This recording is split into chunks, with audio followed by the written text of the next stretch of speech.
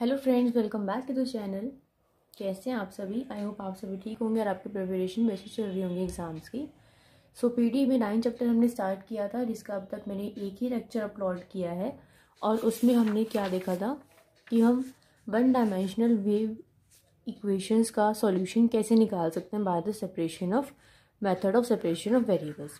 And I hope आपने वो video देख भी ली होगी और आपको समझ में भी आ गया होगा। अगर आपने वो वीडियो नहीं देखी है तो मैं यहाँ पे आई बटन में उस वीडियो का लिंक दे दूँगी, आप उस पर क्लिक करके उस वीडियो को देख सकते हैं। ठीक है, अब हम क्या देखेंगे? हम देखेंगे कि अगर आपको बाउंड्री कंडीशंस गिवन हो तो आप वन डायमेंशनल वेव इक्वेशन का सॉल्यूशन कैसे निकालेंगे। ठीक है, ये आर्टिकल थोड़ा सा लेंदी है बट बहुत ही ईजी है अगर आप इसको ध्यान से समझेंगे तो। और अगर आपको आर्टिकल समझ में आ जाते तो सारे जो क्वेश्चन है वो इसके ही बेस पे हैं। ठीक है, ध्यान से समझना इसको। देखिए इसकी स्टेटमेंट क्या कहती है, हम पहले उसको देखते हैं। To find the displacement or deflection of the vibrating string of length a, whose ends are fixed। ये क्या कह रहे हैं? आपको क्या निकालनी है? आपको डिस्प्लेसमेंट निकालनी है किसकी? एक वाइब्रेटिंग स्ट्रिंग की जिसकी लेंथ क्या है a, और आपने उसको दोनों तरफ से उसके दोनों एंड्स को फिक्स किया हुआ है। Given fx is the initial displacement, उस स्ट्रिंग की इनिशियल डिस्प्लेसमेंट तो fx है और उसकी इनिशियल वेलोसिटी क्या है? gx है। देखिए इसको आप कैसे समझ सकते हो? जैसे जो रस्सी होती है जिसपे हम कपड़े सुखाते हैं, जो तार होती है वो एक आपकी स्ट्रिंग की तरह, उसको आप मान लीजिए, और आपने उसको क्या किया होता है? दोनों तरफ से बांधा होता है। और जब आप उसको ऐसे हिलाते हो, उस तार को ऐसे हिलाते हो, तो उसके अंदर वाइब्रेशन प्रोड्यूस होती है। वो ऊपर होती है, नीचे होती है, ऊपर होती है, नीचे होती है, ऐसे होता है ना। तो वही सेम केस यहाँ पे है कि आपने एक स्ट्रिंग को दो एंड से बांधा हुआ है और आपको ये बताना है कि उसके अंदर कितनी डिस्प्लेसमेंट या फिर यू कैन से कितनी डिफ्लेक्शन उसके अंदर प्रोड्यूस होगी। आपको इनिशियल डिस्प्लेसमेंट fx गिवन है and initial velocity gx given है। ठीक है, क्लियर होगी स्टेटमेंट आपको?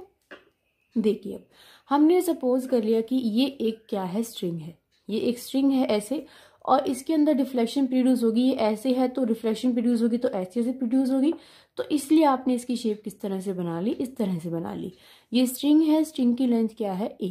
ये क्या है? इसकी डिस्प्लेसमेंट, ये आपने क्या लिया? u। ठीक है, तो ये इस पॉइंट पे ये स्ट्रिंग क्या है? रेस्ट पे है। इस टाइम इसकी जो डिस्प्लेसमेंट है वो क्या है? 0 है। और यहाँ से जब वो यहाँ पे आएगा, इस पॉइंट पे भी जो उसकी डिस्प्लेसमेंट है वो क्या है? 0 है। तो इन दोनों पॉइंट्स पे जो डिस्प्लेसमेंट है वो क्या है? 0 है। क्लियर है? समझ आ गई बात आपको?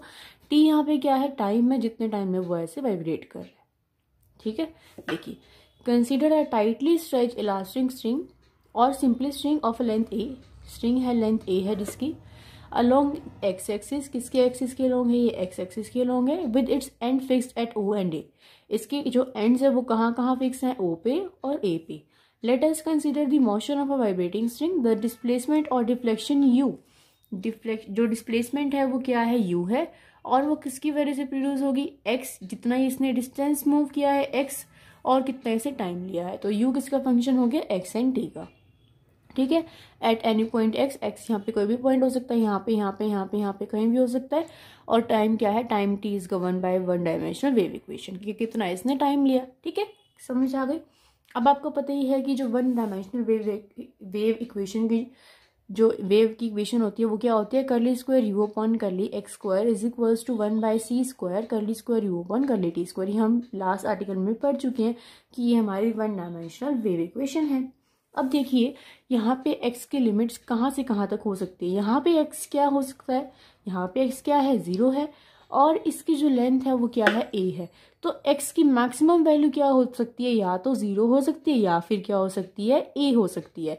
इस पॉइंट पे तो x 0 है बट इस पॉइंट पे x क्या है? a है। ठीक है, और अगर मैं टाइम की बात करूं तो टाइम कुछ ना कुछ तो लेगा ये, तो टाइम हमेशा क्या रहेगा? 0 से बड़ा रहेगा। तो यहाँ पे लिखी हुई है, इसकी लिमिट्स लिख रखी हैं। ठीक है, अब देखते हैं हम बाउंड्री कंडीशन। बाउंड्री कंडीशन क्या है? देखो हमने देखा कि u किसका फंक्शन है? x एंड t का। अगर x 0 हो जाता है, यहाँ पे हमारा x क्या है? 0 है, और यहाँ पे हमारा x क्या है? a है। तो जब x 0 है तब भी आपकी डिस्प्लेसमेंट यहाँ पे 0 है। 0 है ना, कुछ भी इसमें डिस्प्लेस नहीं किया, यहीं पे है। और जब आपका x a है तब भी इसकी डिस्प्लेसमेंट 0 है।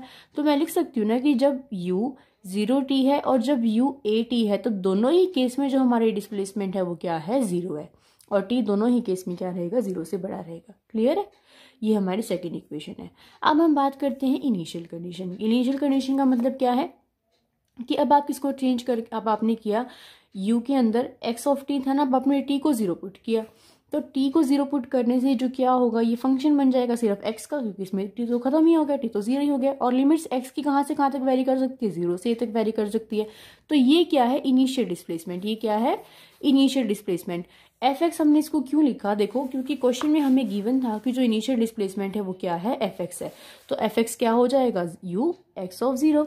और क्या गिवन था कि जो इनिशियल वेलोसिटी है वो क्या है, gx है।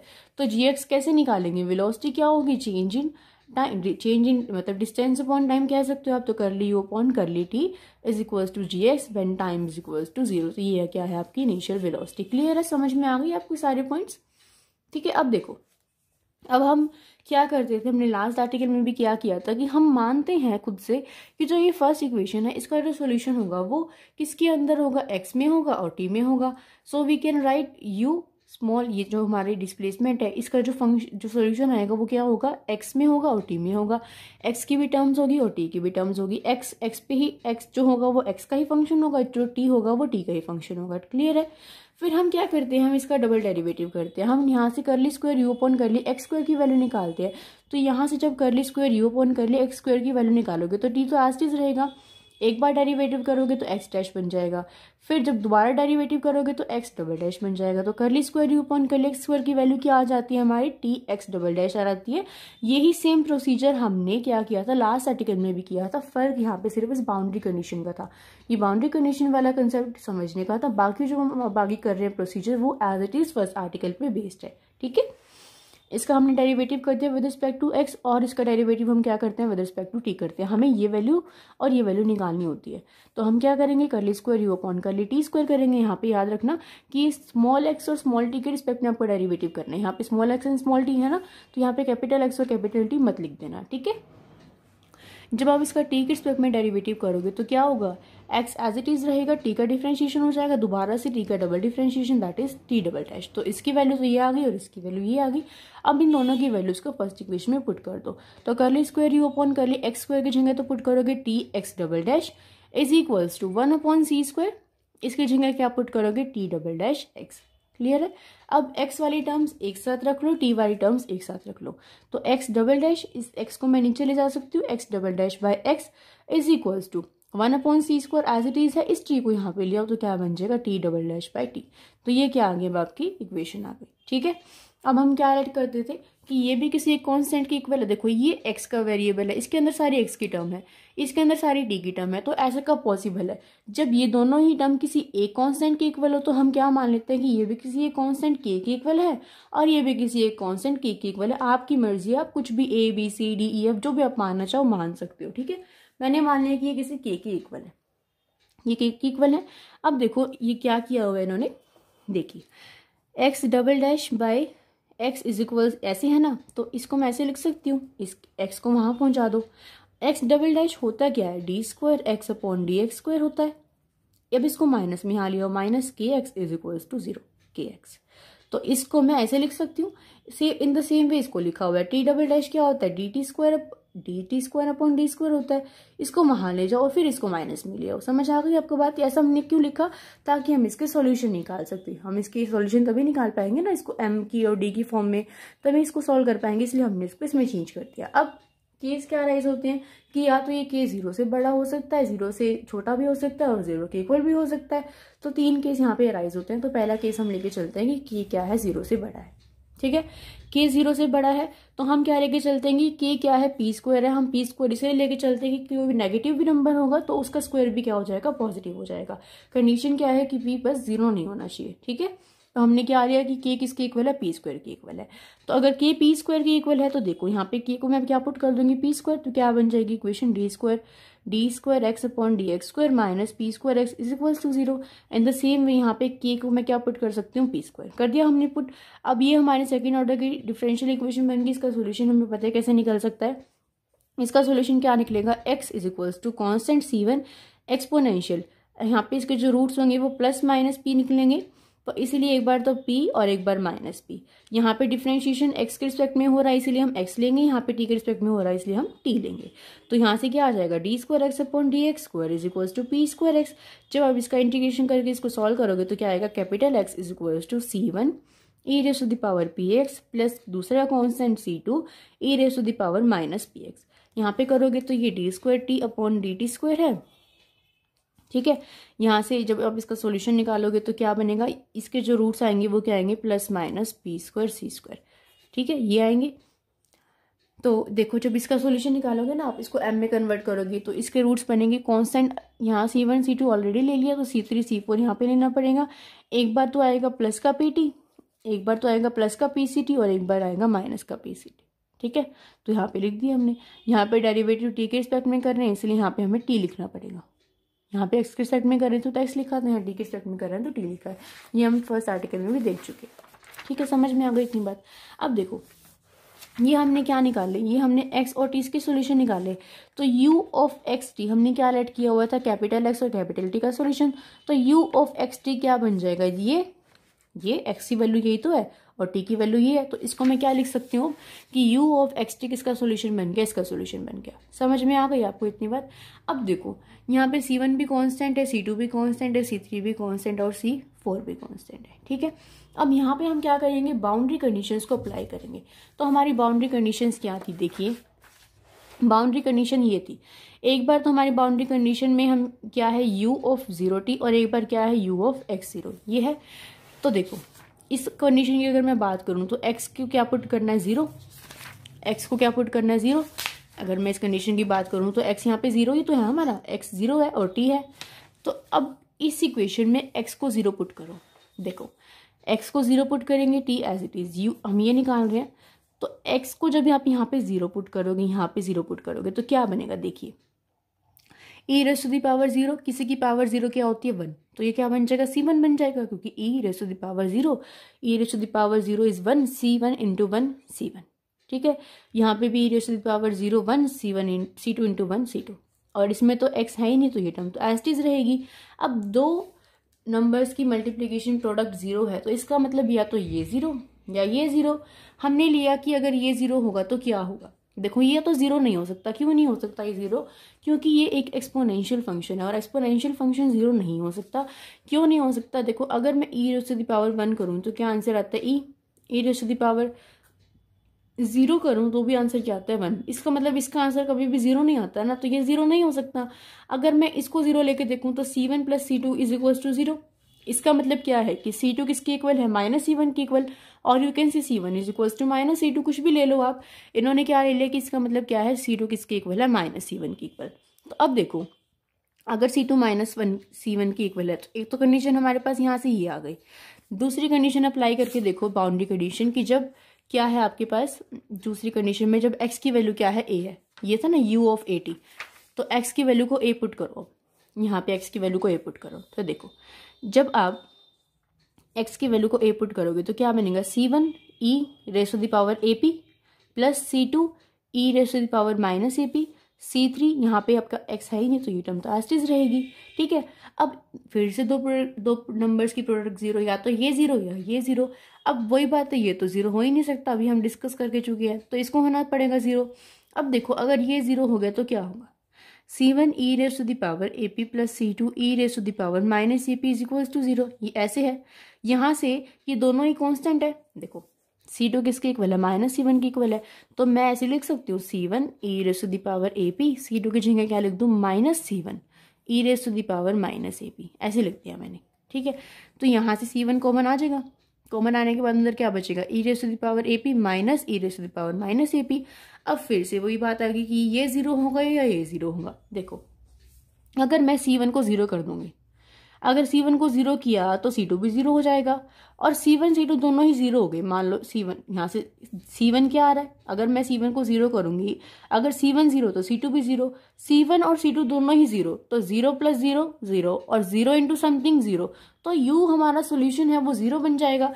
बट हमारा U सोल्यूशन 0 तो ऑलरेडी ही है ना। देखो जो हम ये कंडीशन लेके चल रहे हैं इसमें हमारा ये, जैसे अगर मैं यहाँ पे U को 0 पुट करूंगी, यहाँ पे U को 0 पुट करूंगी तो 0 इज इक्वल टू 0, U का 0 तो सोल्यूशन ऑलरेडी ही है। अगर हमें 0 ही निकालना होता तो हम ये केस लेके ही ना चलते, इसीलिए हम क्या करेंगे, इसको नेग्लेक्ट करेंगे। समझ में आ गया कि अगर यहाँ पे हम इसको 0 पुट करेंगे तो केस ऑलरेडी ही हमारे पास, तो इसी वजह से जीरो को हम क्या करेंगे, इस केस को हम नहीं ले सकते। इसका मतलब ये जीरो नहीं हो सकता, इसका मतलब ये नहीं हो सकता, इसका मतलब C1 जीरो नहीं हो सकता। तो आपको क्या करना पड़ेगा, आपको इसको जीरो लेना पड़ेगा।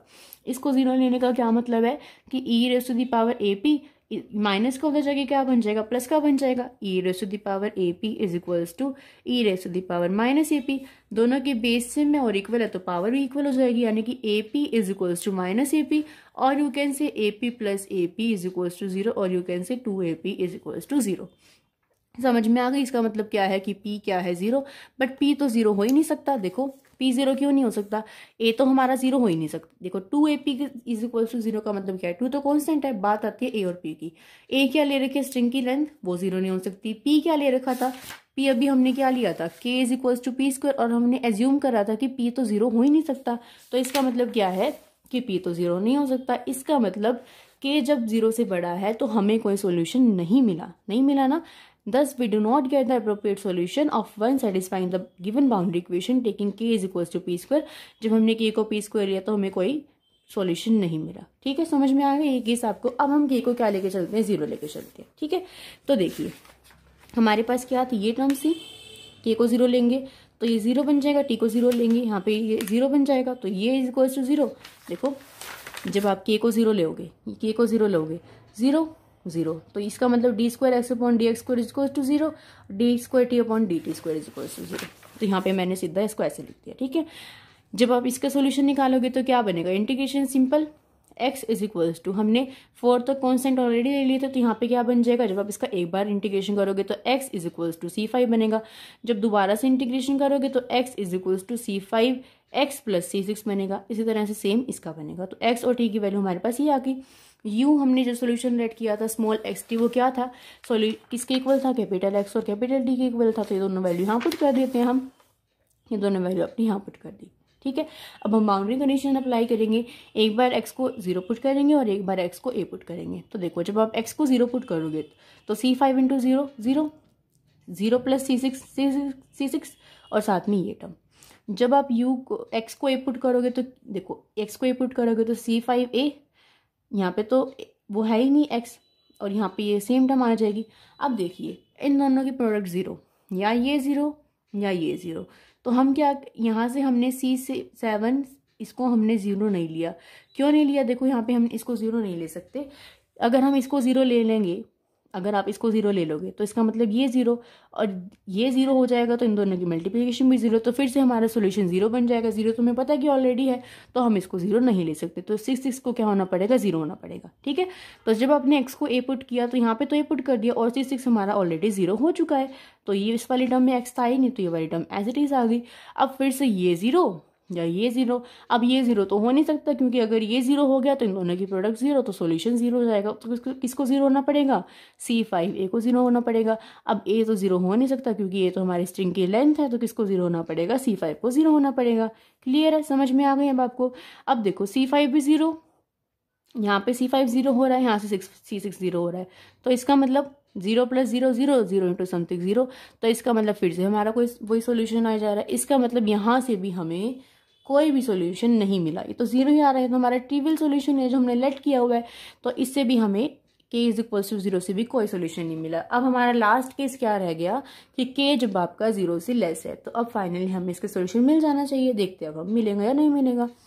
k 0 से लेस है तो मैं उसको क्या लेट करूंगी, k के इसके इक्वल है -p² के इक्वल है। ठीक है, तो वहाँ पे जो यहाँ पे k था वहाँ पे उसको -p² पुट कर दो, यहाँ पे k को क्या पुट कर दो, -p², यहाँ पे भी k को क्या पुट कर दो, -p²। तो एक टर्म ये बन गई, एक टर्म ये बन गई। अब देखो ये सॉल्यूशन कैसे करते हैं, जब ये टर्म है आपके पास पॉजिटिव p² है, तो इसका जो सोल्यूशन आएगा, इसके जो रूट्स आएंगे वो क्या आएंगे, प्लस माइनस आयोटा p आएंगे। और जब इस तरह की हमारे पास सोल्यूशन आता है, जो हमारा कॉम्प्लीमेंट्री फंक्शन होता है, वो क्या बनता है, e⁻∝x c cos βx plus d sin βx। ठीक है, और जब इस तरह का होता है, जब ये दोनों सेम ही है, पॉजिटिव ही है, जब आप इसको सोल्यूशन करोगे तो वो किसके इक्वल आएगा, plus minus iota p c. यहाँ पे तो सिर्फ plus minus iota p, but यहाँ पे सी भी है, तो वो किसके इक्वल आएगा, plus minus iota p c के इक्वल। तो जो इसका सोल्यूशन होगा वो तो क्या बन जाएगा, हमारे आर्बिट्रेरी कोएफिशिएंट सी ए तक पूरी हो चुकी थी, तो C9 कॉस ऑफ बीटा का काम यहाँ पे कौन करेगा, पी करेगा, तो cos p x plus C10 sine p x. इसी तरह से जब टी का करेंगे तो क्या बनेगा C11 cos ऑफ CPT, क्योंकि यहाँ पे हमारा क्या है 0 प्लस माइनस पीसी इसका सोल्यूशन बनेगा, मैंने आपको बताया ना।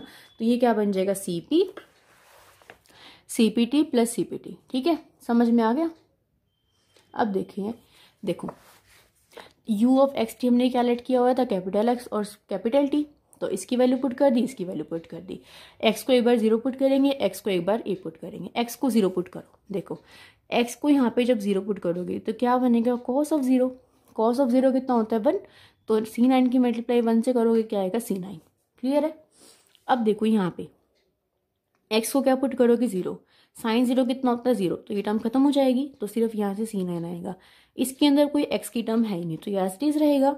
अब फिर वही बात, ये 0 या ये 0, ये 0 हो नहीं सकता। क्यों? क्योंकि अगर ये 0 हो गया तो इसकी मल्टीप्लिकेशन 0 बन जाएगी और फिर से हमारा आंसर 0 आ जाएगा। तो किसको 0 होना पड़ेगा, C9 को 0 होना पड़ेगा। तो यहाँ से क्या आ गया C9 इज इक्वल्स टू 0। अब दूसरी कंडीशन क्या है कि x को ए पुट करो। x को जब ए पुट करेंगे तो यहाँ पे x को ए पुट करेंगे, देखो C9 क्या हो गया ऑलरेडी 0, तो ये टर्म तो 0 ही बन गई। यहाँ पे x को ए पुट करो तो क्या बन जाएगा C10 साइन PA। यहाँ पे x है ही नहीं, ये टर्म एज इट इज। अब ये 0 या ये 0, ये 0 नहीं हो सकता। फिर से वही बात, ये 0 हो गया तो सोल्यूशन 0 बन जाएगा। तो किसको 0 होना पड़ेगा, इसको 0 होना पड़ेगा। अब इसको 0 करें या इसको 0 करें, इसको हम 0 नहीं कर सकते। क्यों नहीं कर सकते, देखो अगर आप C10 को 0 कर दोगे, अगर आपने यहाँ पे C10 को 0 कर दिया, C9 ऑलरेडी ही 0 है, C9 भी 0 हो गया, C10 भी 0 हो गया, 0 प्लस 0 0, 0 की मल्टीप्लाई इससे फिर 0, तो फिर से सोल्यूशन 0 बन जाएगा, है ना। तो किसको 0 होना पड़ेगा, साइन PA को 0 होना पड़ेगा। तो आपको पता होगा कि साइन की जो भी मल्टीपल होते हैं पाई के, यानी कि साइन पे 180 भी 0 होता है, साइन पे 2 × 180 भी, यानी कि n पाई, यानी कि पाई की वैल्यू को आप यहाँ पे n 1 2 3 कुछ भी चेंज करते रहो तो उस पर साइन की वैल्यू क्या होती है 0। तो इस साइन को मैं मान लीजिए साइन इनवर्स 0 बन जाएगा। और साइन 0 कब होता है, जब n पाई हो। तो साइन इनवर्स से साइन कट जाएगा तो क्या आएगा यहाँ पे सिर्फ n पाई। क्लियर है, समझ में आ गई। तो PA किसके इक्वल आ गया, n पाई की। यहाँ से PA की वैल्यू निकालो, P की वैल्यू क्या निकलेगी, n pi by A। n कुछ भी हो सकता है, 1 2 3 अप सोन। ठीक है, तो अब फाइनली हमें जाके कुछ सोल्यूशन मिल गया, कुछ सोल्यूशन मिला है ना। अब तक तो 0 0 0 ही होता जा रहा था। तो फाइनली अब यहाँ से हमारी P की वैल्यू आ गई। अब देखो जैसे जैसे आप n को चेंज करोगे वैसे वैसे P की वैल्यू चेंज होगी, और जैसे जैसे P की वैल्यू चेंज होगी वैसे वैसे ये टर्म चेंज होगी, जैसे जैसे ये टर्म चेंज होगी वैसे वैसे U के सोल्यूशन बहुत सारे निकलेंगे। इसका मतलब इसकी वैल्यू की वजह से U के बहुत सारे सोल्यूशन निकल रहे हैं। तो मैं लिख सकती हूँ कि UN यानी कि n वेरी कर रहा है 1 2 3 अप सोन UN XT किसके इक्वल हो गया, P की वैल्यू यहाँ पुट कर दो। क्या पुट करोगे, P की वैल्यू यहाँ पुट कर दो। तो देखो ये तो 0 हो गया था हमारा, C9 ये तो 0 बन गया था, C10 यहाँ पे क्या बनेगा साइन, P की वैल्यू पुट करो n पाई बाय ए और x। क्या किया आपने, देखो इसकी मल्टीप्लीकेशन अंदर कर दी, किसके साथ, इनके साथ अंदर कर दी। तो क्या करा, देखिए जब आप C10 की मल्टीप्लिकेशन अंदर करोगे तो C10 C11 बनेगा, C10 भी कॉन्स्टेंट C11 भी कॉन्स्टेंट। तो C10 और C11 की मल्टीप्लिकेशन को मैंने क्या नाम दे दिया, AN दे दिया। जब C10 और C12 की मल्टीप्लिकेशन करोगे, दो कॉन्स्टेंट की मल्टीप्लिकेशन है तो कोई फर्क नहीं पड़ेगा, इन दोनों की मल्टीप्लिकेशन को क्या नाम दे दिया, BN। क्लियर है, समझ में आ गया आपको बात। तो इसकी वैल्यू यहाँ पुट कर दी, इन दोनों की मल्टीप्लिकेशन करी तो नाम दे दिया AN, cos as it is, C as it is, P की वैल्यू पुट कर दी n पाई बाई T और T एज इट इज था। इन दोनों की मल्टीप्लिकेशन करी तो BN, साइन यहाँ पे भी साइन, तो साइन n P की वैल्यू पुट कर दी n पाई बाई A, बाकी टर्म एज इट इज। समझ में आ गया। अब देखिए, अब हम इस पे क्या लगाएंगे, प्रिंसिपल ऑफ सुपरपोजिशन। क्यों लगाएंगे, क्योंकि यहाँ पे जो सॉल्यूशन है वो बहुत सारे हो रहे हैं। n को 1 पुट करो तो कुछ आएगा, 2 पुट करो तो कुछ आएगा। देखिए अब हम कैसे निकालते हैं n BN की वैल्यू को। AN और BN की वैल्यू को निकालने के लिए क्या करा हमने, ये आपको थोड़ा सा लर्न करना पड़ेगा कि आपने इस इक्वेशन की मल्टीप्लाई करनी है दोनों साइड, किससे, sine n pi x by A से, किससे, इससे। और फिर क्या करना है, इंटीग्रेट करना है, लिमिट्स कहाँ से कहाँ तक लगा के, 0 से लेके A तक लगा के। ये आपको लर्न करनी पड़ेगी एक लाइन। तो इसकी मल्टीप्लीकेशन मैंने क्या करी, इस साइड भी मुझे करनी पड़ेगी इससे, और इस साइड भी करनी पड़ेगी, और फिर इंटीग्रेशन भी करना पड़ेगा 0 से लेके A तक। तो देखो यहाँ पे क्या है, f ऑफ x है, इंटीग्रेशन कहाँ से कहाँ तक करना है, 0 से A। f of x multiply किससे करनी है, sine n pi x by A, sine n pi x by A, ठीक है। और साथ में dx इज इक्वल्स टू, जब इस टर्म की इसके साथ मल्टीप्लिकेशन करोगे तो क्या होगा, देखो ये टर्म एज इट इज है, लिमिट कहाँ से कहाँ तक लगानी है इंटीग्रेशन की, 0 से पाई तक लगानी है।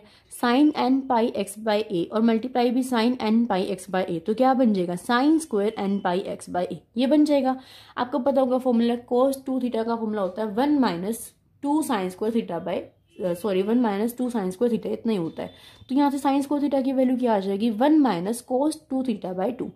तो इस वैल्यू की जगह क्या पुट कर दो 1 माइनस कोस 2 थीटा बाई 2, ये वैल्यू पुट कर दो।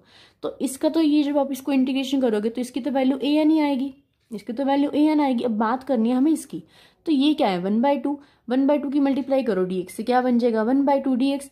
इसका इंटीग्रेशन करोगे तो क्या आएगा एक्स और लिमिट अप्लाई करोगे तो क्या बन जाएगा a/2।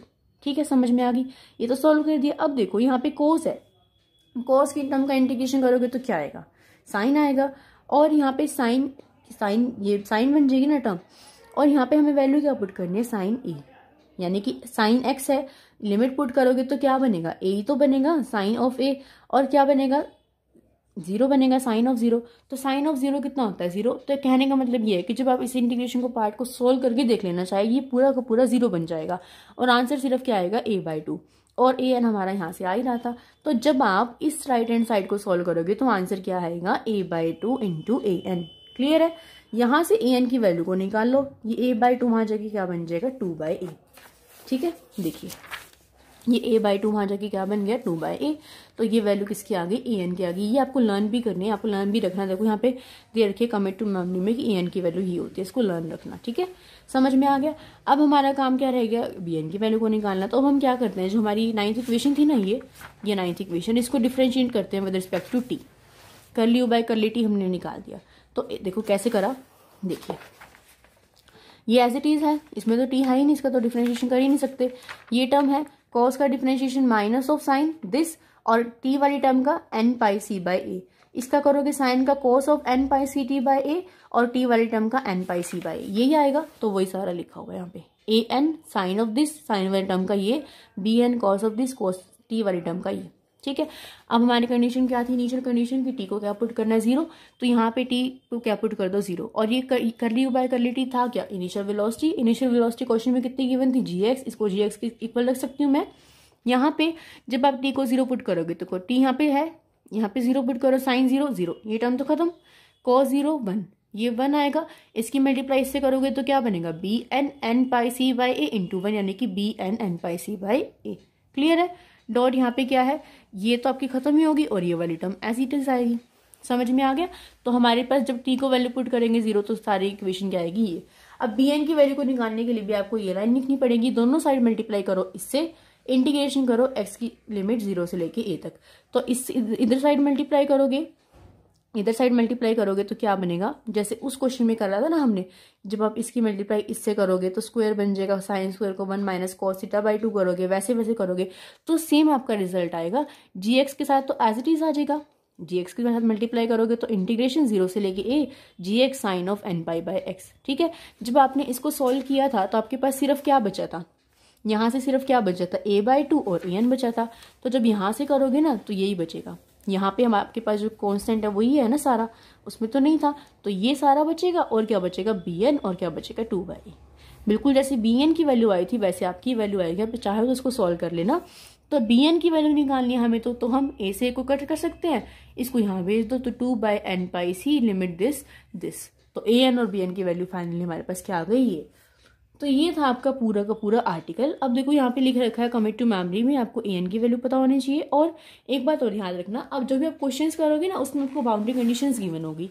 तो अभी हमने क्या देखा बाउंड्री कंडीशन से कि जब हमारा k इक्वल्स टू 0 था तब हमें कोई सोल्यूशन नहीं मिला, जब k 0 से बड़ा था तब भी हमें कोई सोल्यूशन नहीं मिला। सोल्यूशन कब मिला, जब k 0 से छोटा था, यानी कि k की वैल्यू क्या थी -p²। तो जब आप इसके क्वेश्चंस करोगे तो आपको k इक्वल्स टू 0 रखने की जरूरत नहीं है, ना ही k ग्रेटर देन 0 रखने की जरूरत है। आप सीधा क्या पुट करोगे, k is equals to -p²। Clear है, समझ में आ गया। यहाँ पे लिखा भी हुआ है कि the only solution of first satisfy the above initial and boundary condition is this and where k is equals to -p²। समझ में आ गया। मैंने पूरी कोशिश की है कि मैं आपको ये आर्टिकल बहुत अच्छे से समझा सकूं। अब इसका जो फर्स्ट एग्जांपल है वो हम करेंगे नेक्स्ट वीडियो में, क्योंकि वीडियो ऑलरेडी बहुत लंबा हो चुका है और एग्जाम्पल इंपॉर्टेंट भी है। ठीक है, बहुत ईजी है लगेगा आपको एग्जाम्पल अगर आपको ये आर्टिकल समझ में आ गया है तो।